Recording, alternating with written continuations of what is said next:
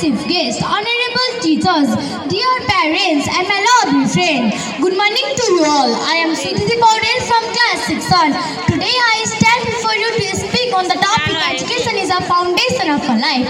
Just a strong building need a solid foundation.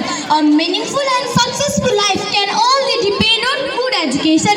Education is not only about reading books or passing examination.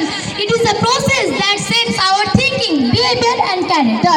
Through education, we learn how to distinguish between right and wrong, trust and falsehood. It teaches us discipline, responsibility and respect for others.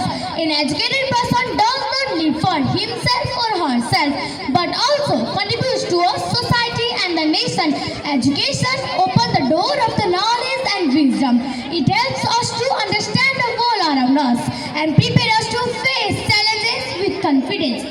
In today's education gives us the skills needed to survive and success.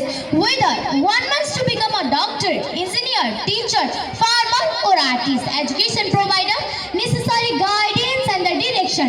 Moreover, education plays a vital role in a personal development. It builds self-confidence, encourages independent thinking. An educated man can question, analyze and find solution of problems. Education also promotes equality by giving everyone, regardless of background, and opportunities to grow and progress.